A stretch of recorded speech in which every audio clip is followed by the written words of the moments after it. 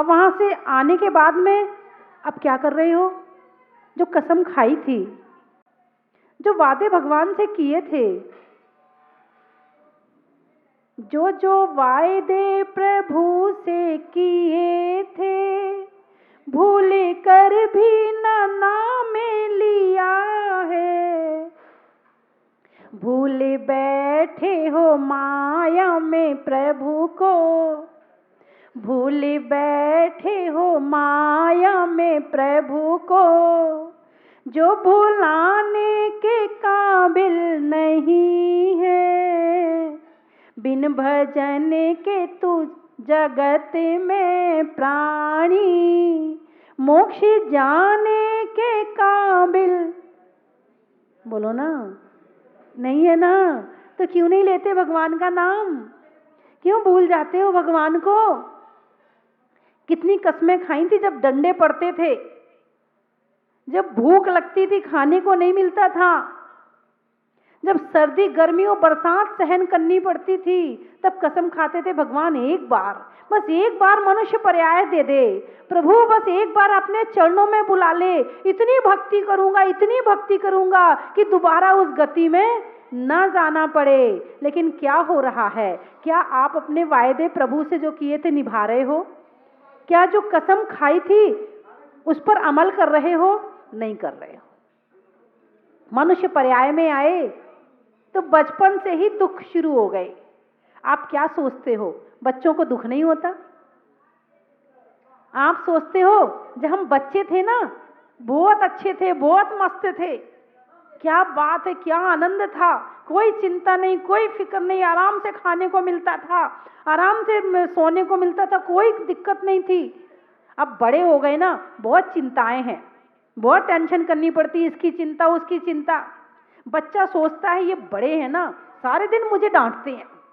बच्चा सोच रहा है सारे दिन मुझे डांटते हैं, ये मत कर, वो मत कर, वो मत कर। इन्हें कोई नहीं डांटता है, ये मुझे डांटते रहते। मैं बड़ा हो जाऊंगा ना, मैं भी सबको ऐसे डांटूंगा, हे भगवान मैं बड़ा कब हो जाऊं। जो बच्चा है वो बच्चेपन में सुखी नहीं है, जो बड़ा है वो बड़े में सुखी नहीं है। सब एक दूसरे को देख रहे हैं। जैसे कि एक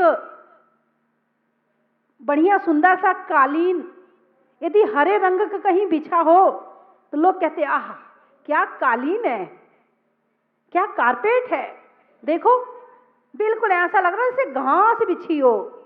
अच्छा, किसी मैदान में जाएंगे और वहां अच्छी घास होगी तो क्या कहेंगे, आहा क्या घास है, ऐसा लग रहा है कारपेट बिछी हो। यानी जहां है वहां नहीं है।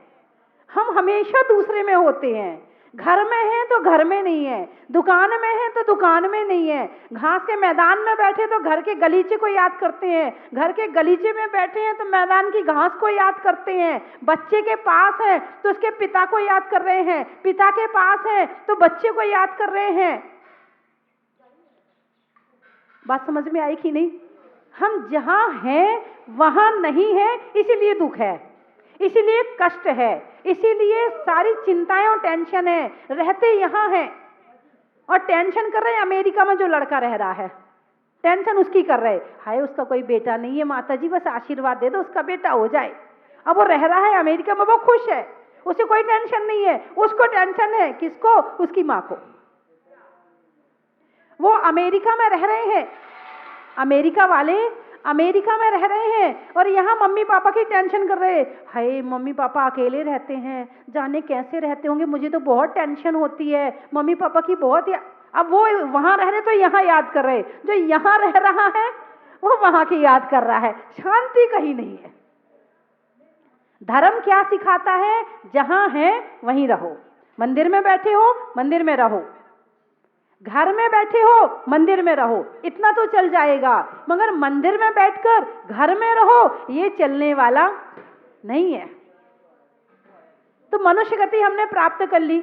अब बच्चे हैं, पैदा हुए छोटे से थे, पेट में दर्द हो रहा है, मुंह से नहीं बोल पा रहे, भाषा नहीं अभी हमारे पास में, बोलने की योग्यता नहीं है, रोए जा रहे, तेज तेज रोए जा रहे। रोने वाला बच्चा क्या कह रहा? तकलीफ हो रही, मुझे कष्ट हो रहा है, मुझे बीमारी सता रही है। वहां तो भूख लगे तो भी रोना पड़ता है। आपको भूख लगे, आप भोजन मांग लेते हो, उसके पास में अभी वाणी नहीं आई है तो वो कैसे कहेगा भोजन दे दो? वो तो एक ही बात, वो एक ही भाषा जानता है, रोने की भाषा, रोने की भाषा जानता है और रो रो के बताता है कि मुझे भूख लग रही है। और आपको यदि भूख लगे और बच्चे जैसे आप रोने लगो तो लोग क्या कहेंगे? पागल है, इतना बड़ा हो गया बच्चों जैसे रोता है। हाँ, आप नहीं रो सकते, भूख लगे तो आप नहीं रो सकते, उसे रोना पड़ रहा है। जब एक बच्चा भूख में रोता है तो जो पशु पक्षी है उन्हें जब भूख लगती है और जब खाने को नहीं मिलता है तो क्या वो नहीं रोते होंगे? वो भी रोते होंगे, मगर उनका रोना आपको सुनाई नहीं पड़ता है। अपने अपने बच्चे का रोना तो सबको सुनाई पड़ता है, मगर दूसरों का रोना किसी को सुनाई नहीं पड़ता है। भगवान का प्रेम, भगवान का वात्सल्य, भगवान की करुणा, भगवान की दया केवल मनुष्यों पर नहीं थी, केवल पशुओं पर नहीं थी, उनकी करुणा चारों गति के जीवों पर थी। पेड़ पौधे, पक्षी, जानवर, नारकी, देव, मनुष्य, उनकी करुणा सब पर समान बरसती थी। वो सबको बिल्कुल एक सा समझते थे और उनको ना किसी में पेड़ दिखाई देता था, ना किसी में मनुष्य, उन्हें तो सबके अंदर आत्मा दिखाई देती थी। इस पेड़ में भी आत्मा है, इसको काटेंगे तो इसको भी कष्ट होगा, इस चींटी में भी आत्मा है, देखकर चलो नहीं तो इसे भी कष्ट होगा। एक देवता है, मंदिर में आते हैं, निस्सही निस्सही निस्सही, उसे भी कष्ट होगा यदि टकरा गया तो। नारकियों को तो कष्ट हो ही रहा है। भगवान सबके पूरे तीनों लोकों में जितने जीव संसारी हैं सबके प्रति उनके सुख की कामना करते थे। जब एक तीर्थंकर एक रोम रोम से, पूरे मन से, पूरे दिल से, पूरे आत्मा से जब सबके कल्याण की कामना करते हैं, सबके सुखों की कामना करते हैं, तब कहीं जाकर तीर्थंकर प्रकृति का बंध होता है। कौन बनता है तीर्थंकर? जो सबके कल्याण की कामना करता है, जो सबके सुखी रहने की कामना करता है। तुम सबकी तो छोड़ो, अपने पड़ोसी की सुखी रहने की कामना कर लो, यही बहुत बड़ी बात है। हे भगवान, मेरा पड़ोसी बहुत सुखी रहे, उसके घर में खूब धन आए, उसके बच्चे खूब पहले नंबर से पास हों, अच्छे नंबर से पास हों। हे भगवान, मेरी पड़ोसी के यहाँ कोई बीमारी ना आए। सोच सकते हो? है इतना विशाल हृदय? भगवान बनने के लिए बहुत बड़ा हृदय चाहिए, बहुत बड़ा हृदय चाहिए, तब कहीं जाके भगवान बन सकते हैं। कम से कम भगवान नहीं बन पा रहे हो, एक इंसान तो बन जाओ। भगवान तो चारों गति के जीवों के सुख की कामना करते हैं। तुम कम से कम अपने मोहल्ले वालों के सुख की कामना कर लो, तुम कम से कम अपने गांव के, देश के, दुनिया के जो लोग हैं, कम से कम मनुष्य गति के जीवों के सुख की कामना कर लो, तो समझना कि तुम्हारे अंदर मानवता आ गई। क्या आ गई? मानवता। मानव क्या शब्द है? जोर से बोलो ना। मानव। मां के पेट में 9 महीने तक रहा, उसे कहते हैं मानव। पिता के पेट में नहीं रखा। क्यों नहीं रखा? प्रकृति कुछ भी कर सकती थी, लेकिन नहीं, मां के अंदर जितनी ममता होती है पिता में उतनी ममता नहीं होती है। जितने आंसू एक बच्चे के लिए मां बहा सकती है, एक पिता नहीं बहा सकता है। ठीक है, कष्ट हो सकता है, थोड़ा सोच भी सकता, कर सकता, मैं ये नहीं कह रही कि इनके अंदर प्रेम नहीं होता, होता है, लेकिन जो कोमलता, जो ममता, जो मुलायम बच्चे के लिए एक मां होती है, वो पिता नहीं हो सकता है। इसीलिए कहा है मानव। इसीलिए मां को 9 महीने तक बच्चे को गर्भ में रखने का सौभाग्य प्राप्त होता है। तो जब 9 महीने, जन्म अभी नहीं लिया है, अभी केवल गर्भ में आया है, उसके संस्कार शुरू हो गए हैं। संस्कारों में क्या मिलेगा उसे? जो मां की भावना है वो बच्चे के अंदर आएंगे, जो मां की ममता है वो परमाणु बच्चे में भी आएंगे, जो संस्कार मां के अंदर है वो बच्चे में भी आ जाएंगे। और जब जन्म लेगा तो केवल अपने लिए नहीं जिएगा, सबके लिए जिएगा। उसे कहते हैं मानव। एक पशु पक्षी ये काम नहीं कर सकते कि हे भगवान संसार के सारे जीव सुखी रहे। कौन कर सकता है? मानव कर सकता है। और मानव बनने के बाद तुमने सबके सुखी रहने की कामना नहीं करी तो समझना अभी मानव नहीं हुए हैं। आप सो के उठते हैं ना, उस समय कुछ लाइनें बोलनी मैं कहो तो मैं बता दूं आपको। हाँ, सो के उठ के सबसे पहले हाथ जोड़कर ये बोलना चाहिए, सुखी रहे सब जीव जगत के, कोई कभी ना घबरावे, बैर पापे अभिमान छोड़ जग नित्य नए मंगल गावे। घर घर चर्चा रहे धर्म की, दुष्कृत दुष्कर हो जावे, ज्ञान चरित उन्नति करे अपना, मनुज जन्म फल सब पावे। इति भीति व्यापे नहीं जग में, वृष्टि समय पर हुआ करे, धर्म निष्ठ होकर राजा भी न्याय प्रजा का किया करे। रोग मरी दुर्भिक्ष न फैले, प्रजा शांति से जिया करे, परम अहिंसा धर्म जगत में फैल सर्वहित किया करे।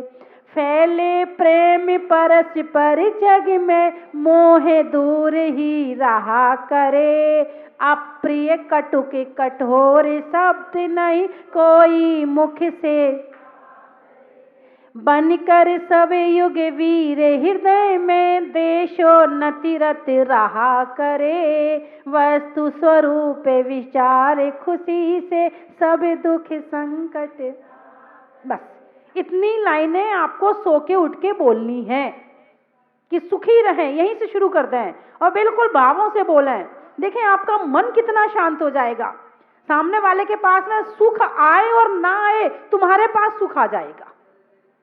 ये प्रकृति का नियम है, जो बांटोगे वही मिलेगा, जो दोगे वही वापस आएगा। ये प्रकृति का नियम है।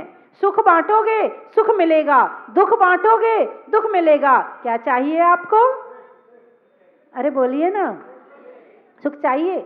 चलो सुख की बात तो दूर की है, एक सम्मान की बात कर लेते हैं। आप ज्यादा कुछ ना दे सको, जितने लोग आपके आसपास रह रहे हैं, जितने समाज वाले हैं, परिवार वाले हैं, आपके वार्ड मेंबर हैं, आपके पारिषद हैं, आपके विधायक हैं, जब भी आपसे मिलते हैं क्या उनका सम्मान कर सकते हो? सम्मान करने का मतलब अकेले माला डालना नहीं होता है, सामने से प्यार से बोलना, सम्मानजनक शब्दों का प्रयोग करना, उच्च शब्दों का प्रयोग करना, अच्छे शब्दों का प्रयोग करना। यदि आपने ऐसा कर लिया तो समझना कि आपने सुखी रहे सब जीव जगत के, इतना काम थोड़ा सा तो कर लिया आप किसी के शरीर में मलहम लगाएं ना लगाएं, किसी के पांव दबाएं ना दबाएं, किसी को हाथ से दवाई खिलाएं ना खिलाएं, कम से कम 2 शब्द प्रेम के तो बोल सकते। यदि कोई आपसे सम्मान से बात करे, मैनर्स से, भाई साहब ऐसा कीजिए ना, भाई साहब ऐसा करना है, भाई साहब वहां चलना है ना, आपको जरूर चलना है, आपको कैसा लगेगा? सच बताओ, अच्छा लगेगा? और तुम दूसरों से चल रहा कि नहीं चल रहा ऐसे बोलोगे तो सामने वाले को कैसा लगेगा? खाना खाना है क्या? खा ले, ऐसा बोलोगे तो कैसा लगेगा? और कोई आपसे बोले तो कैसा लगेगा? बुरा लगेगा। और कोई आपसे, भाई साहब भोजन कीजिए ना, 12 बज गए, इतना समय हो गया है, टाइम हो गया, आप पहले भोजन कर लें, बाद में सारे काम हो जाएंगे। बताइए आपका दिल खुश होगा कि नहीं होगा? तो क्या हम ऐसे सम्मानजनक शब्दों का प्रयोग करके क्या हम अपनी वाणी को और सामने वाले के कान को अच्छा बना सकते कि नहीं बना सकते? हम सम्मान लेना तो जानते हैं, हम सम्मान देना नहीं जानते। हम छोटों को तो यूं समझते हैं जैसे गाजर मूली हो, कुछ है ही नहीं है ये।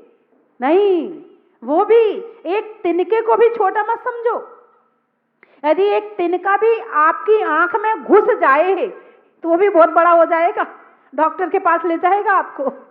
इसलिए तिनके को भी छोटा मत समझो। सब बड़े हैं संसार में, सब हमसे बड़े हैं। पता नहीं कौन आगे निकल जाए तो भीड़ है, किसकी गाड़ी तेज चल जाए और कौन आगे निकल जाए। कोई छोटा नहीं है, कोई बड़ा नहीं है। जितना सम्मान हो सके सबको सम्मान दो। आदमी सम्मान लेना तो जानता है, देना नहीं जानता, ये बड़ी मुश्किल है। सम्मान लेने के लिए, माला पहनने के लिए तैयार खड़ा है, बिल्कुल तैयार खड़ा है। कई बार होता है ऐसे आके एकदम यूँ खड़े हो जाते हैं। फिर कई बार भाई साहब आप इनका भी कीजिए ना, मैं याद दिलाती हूँ। एक बार की बात है कि एक भाई आए यहाँ के आर्किटेक्ट, और वो बाद में यहाँ के सब लोगों को लेकर वहाँ पहुँचे। तो मैंने उनने बड़ी तारीफ करी, अरे बड़े अच्छे लोग हैं, धूप में मेरे साथ में 12 बजे से खड़े हैं, और जून का महीना है, देखो कितनी गर्मी में हमारे साथ घूम रहे हैं। फिर मैंने इशारा किया, आप भी तो तारीफ करो भाई साहब, आप भी तो थे। अपनी तारीफ सुनने तो सब तैयार है, मगर तारीफ करने के लिए तैयार दिमाग में पैदा ही नहीं होते विचार कि मैं इसकी तारीफ भी कर दूं, पैदा ही नहीं होते। ऐसे पेड़ ही नहीं उगाए हमने कि हम फल लगाएं उसमें। अरे पेड़ उगाओ, सम्मान के पेड़ उगाओ और सबको खिलाओ। एक चिड़िया ने पर्वत से कहा, पर्वत तुम बहुत ऊंचे हो। पर्वत बोला, नहीं तुम मुझसे ऊंची हो। पहाड़ के ऊपर उड़ रही थी। एक चिड़िया ने नदी से कहा, तुम बहुत अच्छी हो। नदी ने कहा, नहीं तुम मुझसे ज्यादा अच्छी हो। एक चिड़िया ने वृक्ष से कहा, वृक्ष तुम बहुत सुंदर हो। वृक्ष ने कहा, नहीं तुम मुझसे ज्यादा सुंदर हो। एक चिड़िया ने आदमी से कहा, तुम बहुत होशियार हो। तो आदमी कहता है, तुम बिल्कुल ठीक कहती हो।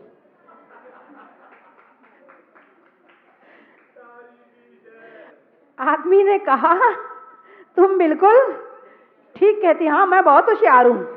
अरे नहीं, तुमसे यदि किसी ने कहा कि तुम बहुत होशियार हो तो तुम्हें भी कहना चाहिए, नहीं भाई साहब आप मुझसे ज्यादा होशियार हैं।